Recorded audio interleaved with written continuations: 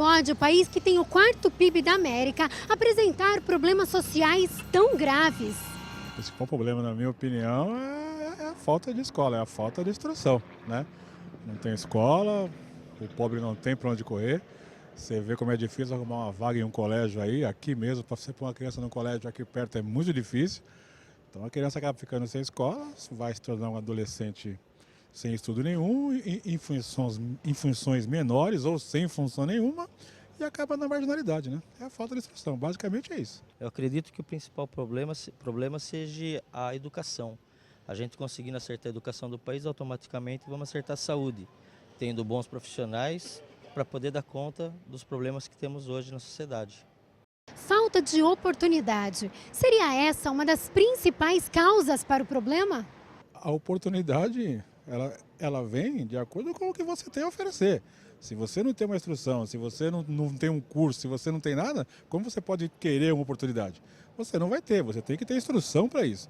Então o que falta é isso, são cursos profissionalizantes, com bons preços. Então não é só você querer a oportunidade é dada para quem tem condições, para quem tem uma instrução, vai ter oportunidade. As pessoas que não têm oportunidade é porque não tem nada.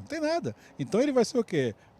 Sem querer desmerecer, mas é faxineiro, lixeiro, funções menores que hoje também já requerem um certo nível de instrução. Então está cada vez mais difícil. A falta de oportunidade vem também de acordo com a escolaridade de cada um. Você tendo uma boa educação, as oportunidades vão surgir. Surgindo as oportunidades, fica mais fácil da gente poder estar acertando o nosso país. Um gosto amargo que há cerca de 2 anos e meio faz parte dos dias do João. João, são 2 anos e meio aproximadamente nas ruas. Nas ruas, isso. 2 anos e meio. Como foi que tudo isso aconteceu? Eu sou professor de inglês, eu trabalhava e eu tive câncer.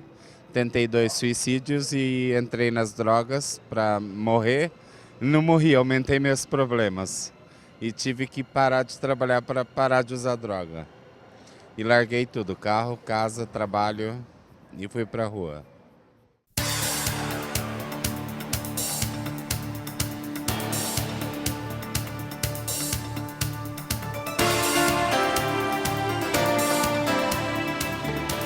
Muito boa noite, meu amigo, minha amiga. O nosso ponto de encontro de todas as noites, o nosso programa Ponto de Equilíbrio. E você já sabe, participe, sugira, opine, questione. Acesse o nosso site www.programa.deequilibrio.com.br ou o nosso canal no Facebook, você encontra ali as opções. E é com enorme prazer que essa noite eu recebo a doutora Eliane Savarese, advogada e pedagoga. Muito obrigado, doutora Eliane, pela sua presença, por ter aceito o nosso convite. E é um tema relevante e importante, o tema de inclusão. Inclusão no ensino. Como é a inclusão no ensino das crianças especiais? A que nível ocorre, como ocorre, qual o papel do Estado, qual o papel do legislador? Doutora Eliane, existe uma legislação nova regulando essa matéria no Brasil, mas como é o comportamento, tanto no setor público ou privado, com essas crianças portadoras dessa deficiência, essas crianças especiais? Como foi dito, é um assunto polêmico, um assunto novo, porque após a lei da Declaração de Salamanca, o Brasil dentro da Lei dos Direitos Humanos, o Brasil, como assinante também de um dos países, acabou aceitando, incorporando essa lei para nós.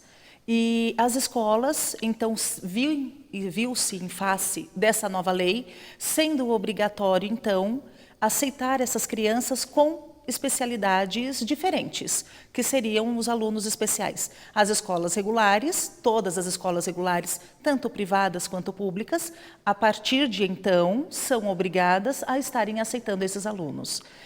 E o que nós podemos perceber disso? A lei, ela é nova, é uma lei um tanto falha, principalmente a última legislação que foi lançada em dezembro, e as escolas, uma boa parte delas não estão preparadas. Tanto a pública quanto a particular? Ambas não estão preparadas. Por quê? O pedagogo, o professor, que ele é pedagogo, ele tem uma formação para você administrar a sua sala, para você educar, para você ensinar as crianças e passar o conteúdo especializado para cada série. O aluno especial, ele entra na sala de alunos que são normais. Eu acredito, não sei se poderia colocar esse termo normais, né? Mas que entra numa sala de diversos alunos. E ali ele vai acompanhar, na medida do possível, dentro das suas limitações, mas com certeza passível de aprendizado, porque cada um que tem uma deficiência ou que possui uma síndrome, ela tem a sua capacitação, ela pode ser educada, ela pode ser ensinada e com certeza ele vai adquirir o aprendizado. E é feita alguma avaliação antes, doutora, para saber a que nível acontece essa deficiência, como pode ser administrada pelo professor, pela escola? É feita uma avaliação prévia? O que a escola requer, os que as escolas pedem, tanto as privadas quanto as públicas, é um laudo médico. A que nível a síndrome ou a deficiência dele se encontra.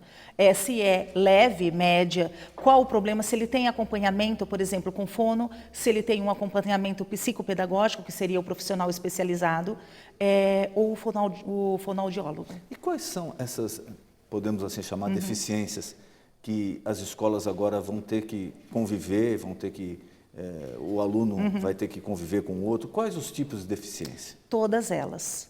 Todas que uma criança nasça. Por exemplo, paralisia cerebral, as escolas são obrigadas a aceitar. O autismo, temos uma lei recente que fala sobre isso. Síndrome de Down, já há algum tempo as escolas já vêm aceitando alunos com essa síndrome. Aqueles que possuem descalculia, desgrafia, déficit de atenção. Só um parênteses aí, dislexia. doutora. Dislexia também é uma deficiência de aprendizagem. Qual a diferença entre elas? A senhora falou autismo, síndrome de Down, dislexia. A senhora poderia, para o nosso telespectador, para colocar um pouquinho mais assim, em termos populares, para o nosso telespectador entender a diferença entre elas? O autismo é uma criança que ela não se relaciona com o meio social onde ela vive, onde ela está. Então, ela fica no seu mundo, ela é isolada do seu mundo. Ela não vai se relacionar com o professor, dependendo do grau da síndrome. Normalmente, ele não se relaciona com os colegas, ele tem um mundinho dele. E ali ele fica. Nem com os pais, nem com as pessoas mais próximas, nada? Não, ele não aceita. Ele faz tudo sozinho. Ele é como se fosse o mundo dele isolado. Ele não se relaciona. Agora, dentro do autismo, você tem vários graus de autismo. Vários graus, e eu já vi muitas crianças com um grau leve de autismo, aonde ele se relaciona com colegas. Pouco, mas ele se relaciona. Então, já é algum progresso, porque se ele está numa escola regular, numa sala, em média, de 20 a 25 alunos, na interação social, claro que é mais fácil ele se relacionar do que se ele fosse para uma escola especializada de autismo, aonde ele tem outros da sua própria deficiência que também não se relacionam. Mas uma dúvida, a matéria ministrada por essa escola, por esse professor, vamos supor, numa classe onde há uma criança portadora do autismo e as outras crianças que não têm essa doença. Como a matéria ministrada pelo professor vai ser a mesma? Não, ele vai ter um currículo adaptado. É obrigação da escola, obrigação legal, está na legislação, o professor estar fornecendo a esse aluno um currículo adaptado. O que seria? Os outros vão ter o seu currículo normal. O conteúdo é oferecido pelo MEC, que o professor teria que dar para a sala, para a turma. Então, eles vão acompanhar normalmente. Esse aluno especial, o que ele vai fazer? O currículo adaptado. Precisa de um currículo adaptado, porque claro que ele não vai se desenvolver da mesma maneira que o outro aluno. Ele tem as suas deficiências, ele tem também as suas possibilidades de aprendizado diferentes dos demais. Então o currículo ele precisa ser adaptado. E o professor está preparado para isso? Olha, nem todos. Isso é uma questão muito difícil, porque, como eu falei no começo, o professor ele tem a formação geral, né? Geral. A maioria deles, eu digo para o senhor que ele não está preparado. Então vai ter que se passar por uma reciclagem, Vai. né? E também a escola, o professor, para poder receber. Eu acredito que o professor ele vai precisar se adaptar às novas condições do que a escola está mudando, porque a nossa sociedade ela muda. O mundo muda, muitas coisas mudaram, o mundo jurídico, o ordenamento jurídico mudou muito e a escola também mudou. Nós não podemos comparar uma escola hoje com a escola que foi de antigamente. Não dá, por exemplo, no meu tempo que eu estudei, completamente diferente. As crianças hoje, elas são muito, muito diferentes. O nível de informação e a quantidade de assimilação dessas crianças são muito maiores, muito maiores. Então, eu acredito que os professores de hoje, eles vão precisar se adaptar. E para os pais, quais os primeiros... Quando é que quando se manifesta, ou quando o pai pode notar que o filho é portador do autismo ou da síndrome de Down? E tem algo que ele já pode fazer para ir tornando cada vez mais fácil a adaptação dessa criança? Com certeza. Eu acredito que o acompanhamento dos pais em relação a essas crianças é fundamental. É claro que uma criança que tem o apoio dos pais, que tem a presença da mãe, do pai ali junto dele, para educá-lo, para conversar, para estimular a sua mente, porque a nossa mente, ela precisa ser estimulada. Ela precisa ser constantemente adicionada com coisas novas para que você cresça e para que você se desenvolva. Se uma criança ela não tem o estímulo devido desde o nascimento, ela não vai ter tantos progressos como outra que tem, mesmo a que tem a deficiência. Um exemplo disso, uma criança. Um bebezinho, quando nasce, até 1 ano de idade, até fazer, a gente acha que o bebezinho não aprende, do 0 ano até completar 1 ano de idade, ele vai assimilar 50% do que ele vai aprender durante toda a sua vida. Então, precisa ser estimulado, ele precisa ser educado, ele precisa aprender. Os pais precisam ter interesse e prioridades em relação ao seu filho. E como é que os pais notam, doutora? Qual o sintoma que o pai pode perceber? Bom, ali tem algum problema, eu já preciso tomar algumas providências, preciso buscar ajuda. Quais os sintomas do autismo, síndrome de Down ou outra deficiência? A síndrome de Down, ela é fácil de você notar, né? Já dentro do próprio... dentro ali do pré-natal que a mãe faz, ela já vê essa característica, já sabe se o filho vai ter ou não a síndrome de Down, porque aí você está mexendo dentro do DNA da criança. Já o autismo não, o autismo é diferente. A criança nasce, com o tempo você vai percebendo, porque ela não se relaciona com você. Então ela não vai te olhar, a mãe ao amamentar seu filho, ela não vai olhar para você. Ele não vai fixar os olhos em você, ele não vai manter contato visual, contato afetivo. Ele não possui contato afetivo com os pais. E isso é com o decorrer, né, com a criança vai crescendo. Aí vai notando, vai percebendo isso. E numa classe, eventualmente, numa escola que vai ter que receber essas crianças, que vai conviver com essas crianças, numa classe, de repente, se tem uma criança portadora de autismo, uma portadora de síndrome de Down, uma com dislexia e o restante da classe que não possui nenhuma dessas deficiências. Como é que vai ser esse convívio, tanto do professor, da escola, das outras crianças? O que eu tenho notado até agora é um enriquecimento muito, muito grande, porque as outras crianças, elas se interessam por esses que possuem deficiência. Elas ajudam, elas aprendem com eles, aprendem o respeito mútuo, aprendem a se respeitar, aprendem a se amar, aprendem a convivência social, a tolerância, a paciência. Eu acho que essas leis, elas vêm agregar muito dentro de uma classe, porque se você tem uma classe eclética, com vários tipos de diferentes alunos ali, sendo que você possui 1 ou 2 que são inclusão, que são alunos especiais, as outras crianças, elas vão fazer parte disso. Eu tive, há um tempo atrás, um aluno meu de síndrome de Down numa classe minha. Foi maravilhoso. Foi maravilhoso, porque as crianças, elas interagiam com ele, elas o ajudavam, elas aprenderam, e ele aprendeu muito com elas também. Porque com essa história de bullying hoje em dia, né, A primeira ideia que vem é, poxa, se já fazem bullying com uma criança que não tem esse tipo de portador dessa deficiência, imagine tendo, né? Como é que você vai administrar isso daí? Mas eu acredito que o bullying mesmo, aquele mais agressivo, é para crianças maiores. E a função do professor, ela é estritamente focada nisso.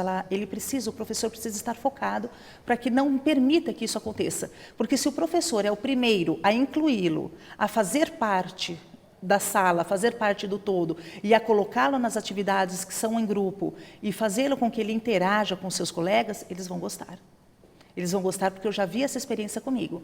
Agora, se o professor ele esquece o aluno ali, porque ele não tem tempo, realmente, muitos professores não têm tempo. É muito difícil você conseguir administrar isso. Mas se o aluno dentro da sala de aula ele é excluído, aí gera um bullying. Não tenho dúvida. Então, pelo que a senhora está relatando, a tendência é que essas escolas que até então existentes para crianças especiais ou portadoras de algum tipo de deficiência, a tendência delas é desaparecer. De qual escola? Dessas escolas que atendem só crianças. Sim, elas com não algum podem tipo de mais. deficiência. Sim, elas não podem mais vigorar. Nós temos um exemplo das pestalozes. Temos pestalozes aqui em São Paulo e no Rio de Janeiro e elas estão fechando porque elas não podem mais vigorar. Por quê? Porque atendem alunos especiais. São lugares excelentes, eles trabalham muito bem com as crianças, porém, de acordo com a lei, eles não podem mais estar em vigor. Eles vão fechar. E a parte de adaptação? Porque elas vão fechar, vão acabar. Sim. Como as escolas particulares e a rede pública está se adaptando para isso? Porque provavelmente eles vão receber uma carga de alunos que eles já não estão estavam recebendo. Sim. acostumados a lidar. Exatamente. E isso vai vir de uma hora para outra, porque se a pessoa não vai ter mais opção de procurar uma escola especializada, vai acabar desembocando lá. Sim. Qual é o preparativo? Essas escolas vão estar preparadas para daqui, sei lá, 1 mês, 2 meses, 6 meses, conseguir absorver essa massa? Isso vai depender de cada escola, né? Do interesse e da prioridade de cada escola. Porque nós temos ressalvas na lei, né? Ao mesmo tempo que a lei obriga essas escolas a receberem esses alunos, ao mesmo tempo ela permite que a escola, através de lacunas na lei, acabe recusando esses alunos especiais. E aí vai depender de cada uma. E do professor da sala de aula, né? O apoio que a escola dá, o apoio que a orientação, que a direção da escola dá para receber não só esses alunos, mas o pai desses alunos. Porque é uma confiança muito grande. Isso já está vigindo? Já está há algum tempo. E existe algum prazo para se adaptar? Existe alguma carência ou não? Não, não existe. E o papel, por exemplo, se o pai... ele tinha um filho numa escola especializada para esse tipo de ensino para uma criança especial. Não vai ter mais essa escola, chama o pai e fala, olha, a partir do ano que vem não temos mais isso daqui. E ele vai procurar a rede pública ou rede privada e não consegue que o seu filho vá para uma escola dessa. Como é que ele vai fazer? A escola é obrigada a aceitar. A lei é muito clara. A lei é muito clara. É passível, inclusive, de multas e multas pesadas em relação a esse tipo de coisa. É a não aceitação desses alunos especiais. A escola é obrigada a aceitar. Mas eles vão ter que aceitar. Porém, vão ter que aceitar. Porém, nós temos alguns casos. Foi lançado no ano passado, em dezembro, uma lei que foi promulgada pela Dilma, aonde ela obriga as escolas a aceitarem, em especial o autismo, em especial a síndrome do autismo. E aí, dentro da lei, nós temos aí um problema muito sério, um problema social muito sério, inclusive da legislação, do próprio legislador em estar discorrendo sobre a lei, estar elaborando essa norma, aonde o artigo 7º, no parágrafo 1º, permite que a escola não aceite alunos com autismo com uma ressalva. Se ele vier com um atestado médico dizendo que este aluno portador da deficiência que é o autismo, traga um atestado dizendo que ele tem um grau elevado. Isso é uma discordância muito grande. Então, mas nesse caso, ele tem um grau elevado. Ele já não vai ter mais a escola especializada acostumada a trabalhar com isso. Sim. E vai se abrir a possibilidade da escola normal, pública ou privada, falar, não, olha, baseado aqui nesse grau de autismo, eu não vou ter como aceitar seu filho. Esses pais precisam trazer um laudo do médico. E a escola é obrigada a aceitar. somente com laudo do médico. Mas mesmo nessa situação, se tiver um grau alto médico, Tá. aí ele fica meio sem opção, né? Porque se não Fica tiver, sem opção. a escola não aceita, aqui aceitava, não vai mais existir. Pois é. É uma Fica sem falha opção. que, em tese, o legislador É uma não falha pensou. muito grande, mas não pensou. Os pais dos alunos, das crianças portadoras dessa deficiência, dos alunos que possuem autismo, comemoraram, ficaram muito felizes com a lei, porém não viram essa falha na legislação, que é o parágrafo 1º do artigo 7º. É uma falha muito grande. E que a lei precisaria ser aprovada com certeza, porém o artigo 7º, o parágrafo 1º vetado. E não foi. Doutora, muito se fala hoje, né? Se divulga muito a dislexia, desvio de atenção, Sim. dificuldade no aprendizado. Eu queria que a senhora discorresse um pouco Tá. sobre isso, dando algum exemplo para ficar mais claro para o nosso telespectador de desvio de atenção, dislexia, dificuldade no aprendizado e qual o melhor caminho que a senhora orientaria os pais a seguir nesses casos. A dislexia, ela é uma deficiência cognitiva da criança em estar conseguindo aprender a ler, em ser alfabetizada. Porque quando ela olha o livro ou o caderno que ela vai escrever ou vai ler, as letras, elas parecem que dançam na frente dela. Ela não consegue juntar, ela não possui o sistema cognitivo para você juntar as letras, né? Juntar as sílabas para que se formem as palavras. Então as letrinhas, elas parecem que dançam na sua frente e, claro, não consegue ler, né? Ele não consegue ler. E isso vai com o decorrer do tempo. Né? Na escola se percebe uma criança que tem dificuldade, ela não vai conseguir ler, ela se distrai muito facilmente, muito, não possui grau de concentração. Então, Mas só com a leitura ou com o aprendizado em geral? com a leitura em especial, porque eles possuem facilidades para outras coisas. Tem casos de alunos que possuem dislexia, mas que são extremos artistas. Eles produzem pinturas e desenhos maravilhosos, fantásticos, que têm muita habilidade manual. Então, por um lado, possui essa dificuldade, pelo outro lado, tem uma facilidade enorme. O seu grau artístico é extremamente avançado. O desvio de atenção, a dificuldade de aprendizagem. Muita gente fala, isso daí é esse modernismo agora, porque a criança ela tem que aprender, é que ninguém mais gosta de estudar, agora tem uma liberdade enorme. Mas o que é na realidade o desvio de atenção, O essa déficit de dificuldade? atenção. A criança não se concentra. Ela não possui nenhuma concentração. Nada, ela não vê estímulo naquilo que ela está aprendendo, porque ela não consegue entender o que o professor, o que os pais estão falando. Ela não possui grau de atenção nenhuma, concentração. E, em consequência, não aprende. Não aprende. Aí entra o currículo adaptado. E o que nós recomendamos? Que essa criança vá para um profissional especializado, um psicopedagogo, para que possa ser avaliado e possa ser tratado diferente, para que haja um laudo, né? E ele tenha o seu currículo adaptado na medida que ele possa produzir. Porque é claro que uma criança com déficit de atenção, ele não vai ficar ouvindo o professor discorrer 15, 20 minutos de uma aula, de um conteúdo, por exemplo, de um conteúdo programático de português, de matemática. Ele não vai conseguir. E aí, Precisa nesse de um caso, conteúdo diferente. também entra a parte da leitura? Entra. Tanto no Embora ele aprendizado, aprende, na- ele consegue aprender, mas ele tem uma deficiência muito grande, porque ele não concentra, ele não vai entender. É a mesma coisa aquele que possui o processamento auditivo. Ele ouve, mas ele não consegue entender, porque ele não capta isso, e isso vai na mente. Ele não consegue processar aquilo que está sendo dito. Se ele não consegue processar, se ele não consegue entender, ele também não vai conseguir aprender, né? Esse desvio de atenção, a dificuldade em aprender, a pessoa só nota na escola, na fase que começa a estudar, ou já tem algum sintoma que a mãe e o pai podem estar atentos, que a criança demonstra que vai ter esse tipo de problema? Não, eu acredito que dentro da sua casa já possa perceber isso. A partir do momento que a criança ela já tem consciência de quem ela já tem consciência do que ela faz, dos seus brinquedos, a mãe já nota isso. Porque ela não vai se concentrar naquele brinquedo, ela não vai conseguir assistir um vídeo, por exemplo. Ele vai se distrair, ele não vai conseguir ficar ali igual o hiperativo. Ele não consegue assistir um vídeo, um filme do princípio ao fim. O brinquedo também, ele fica pouco tempo e já larga, passa para outra coisa. Nem pouco tempo. O hiperativo, ele nem pouco tempo fica. Agora a senhora mencionou o hiperativo. Qual é a diferença dele, do hiperativo, desses outros casos que a senhora falou?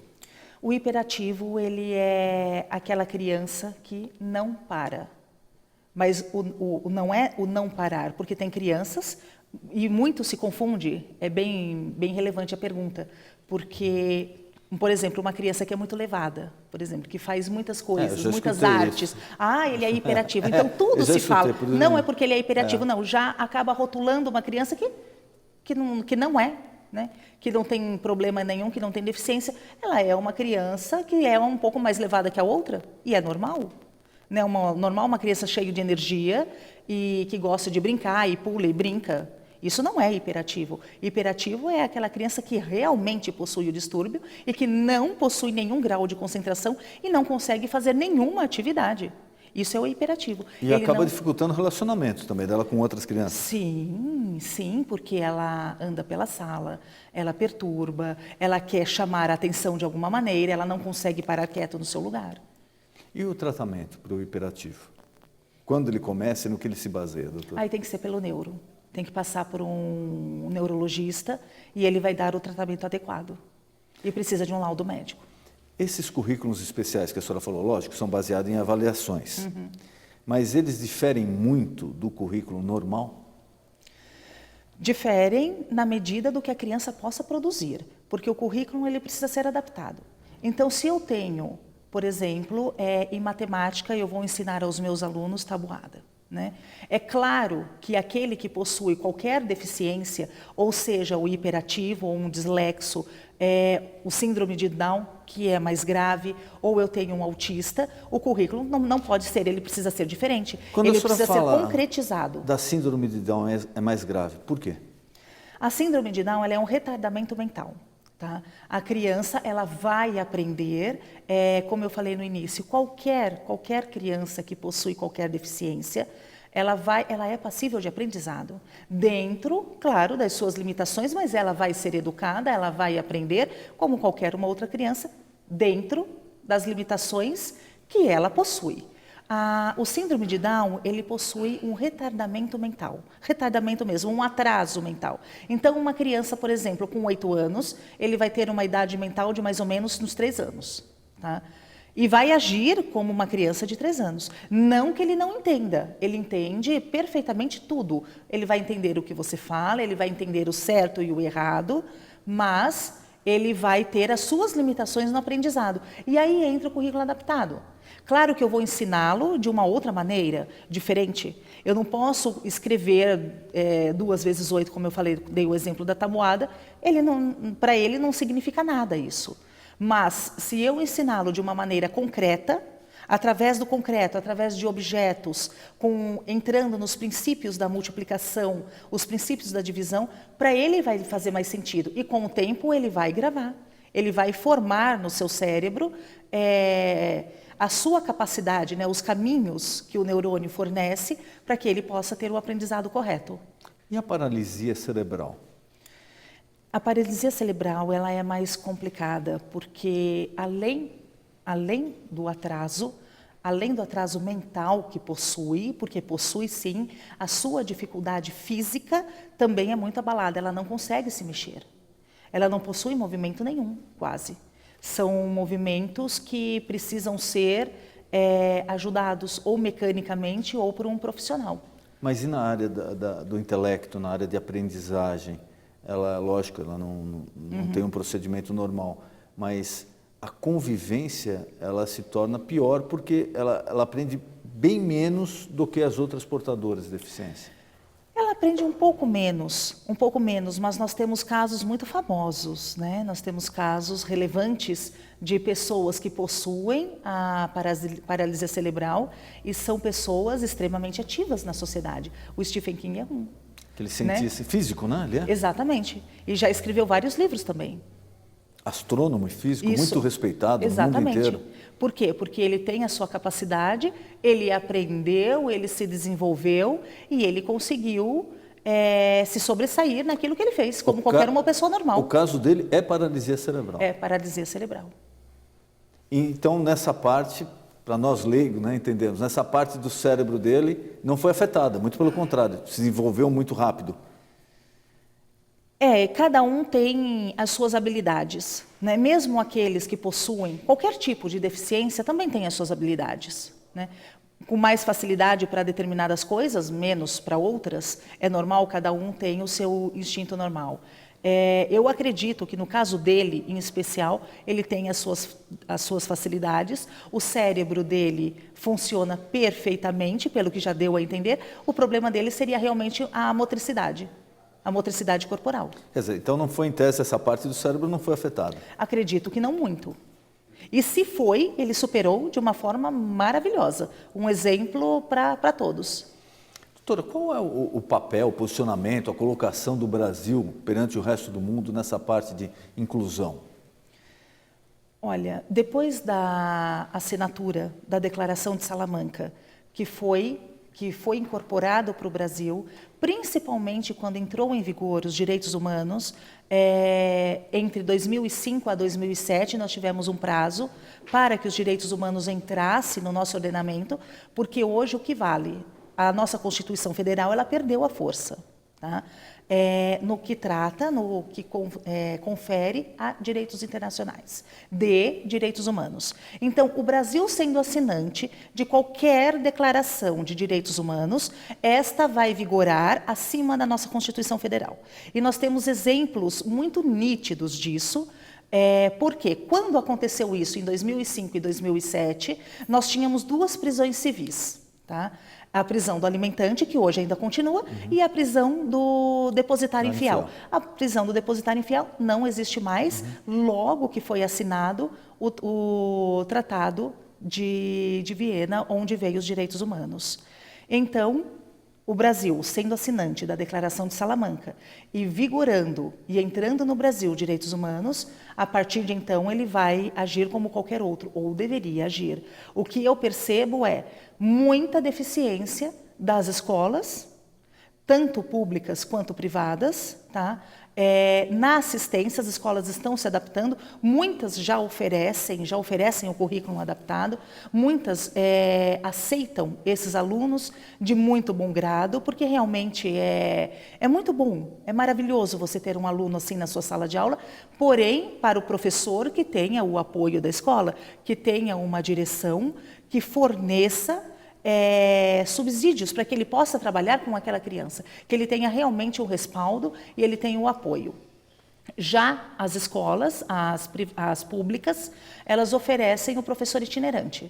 O que precisaria para as escolas privadas também possuírem esse tipo de profissional. O itinerante, ele vai à casa da criança? Não, o itinerante, não, o professor itinerante, ele é um programa que a escola possui, aonde um ou dois profissionais especializados em inclusão, em alunos com deficiência, vão uma vez por semana, olha que não é muito, né? Uma vez por semana nas escolas, aonde possuem esses alunos na sala e fornecem apoio para o professor. Então, ele vai ajudar o professor a cuidar daquele aluno e a verificar qual foi o progresso dele, o que ele produziu, o que ele conseguiu fazer dentro das suas possibilidades.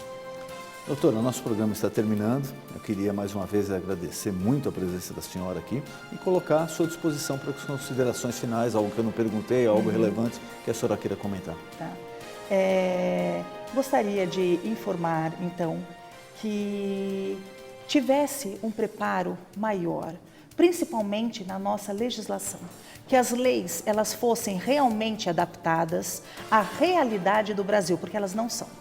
Os pais, eles precisam estar atentos a isso, olhar a legislação, se informar e trabalhar com seus filhos e ver o que é melhor para ele. Se é a escola especial, ainda possuímos algumas, ou se seria a escola privada. Eu acredito que a escola privada, ainda a escola regular, privada não, perdão, a escola regular ainda seria o melhor. porque ele está num ambiente que lhe fornece conteúdos suficientes para que ele possa se desenvolver, não somente como profissional, como um conteúdo que ele vai receber academicamente, mas também como pessoa, como indivíduo, como um cidadão, como alguém que tem os plenos direitos de exercício, certo?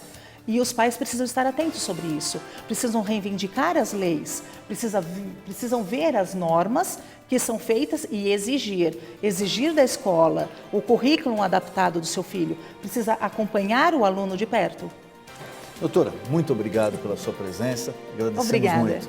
E você já sabe, o nosso encontro de todo final de noite, nosso ponto de encontro, programa Ponto de Equilíbrio. Boa noite.